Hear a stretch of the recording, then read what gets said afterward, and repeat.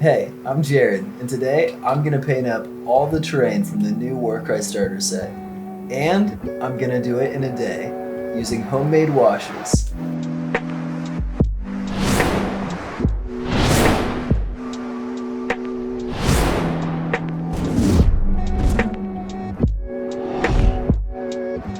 After seeing Warcry in action at my local game store with fully painted warbands, I knew I was going to want to buy into it. I found a friend to split the starter with, and a day later had the massive box in hand. We met up at the local game store after work and began assembling the terrain. Over the next few mornings before work, I finished cleaning and assembling all the terrain. I wanted to get this terrain painted up in time for an upcoming league, and I knew I could do so using homemade washes.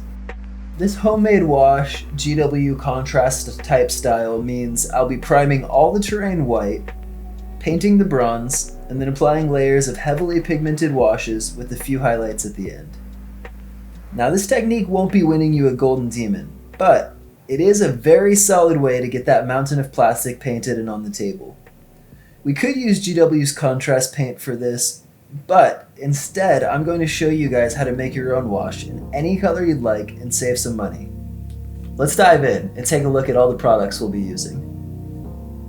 We have matte varnish, flow medium, acrylic ink umber brown, acrylic ink turquoise, white paint, and bronze paint. If you're following along with this video, feel free to substitute whatever color inks you'd like to experiment with. Remember, you can really get creative by mixing different acrylic inks together. The first step is going to be painting the bronze on the head statue and the bell. Try your best to be neat with the bronze as to avoid cleaning up with white paint afterwards like I had to do.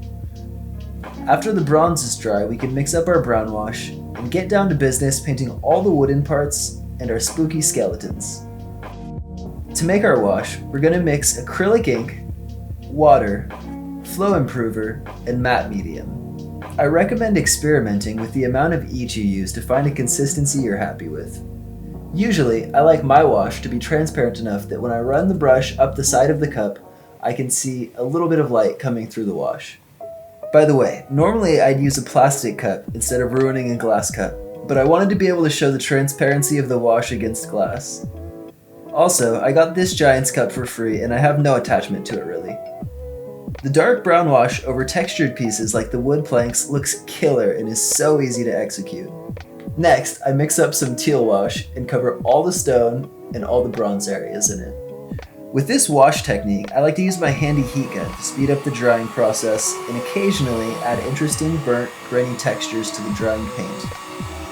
Eventually, I finish painting all the teal and I'm happy with how the set's looking.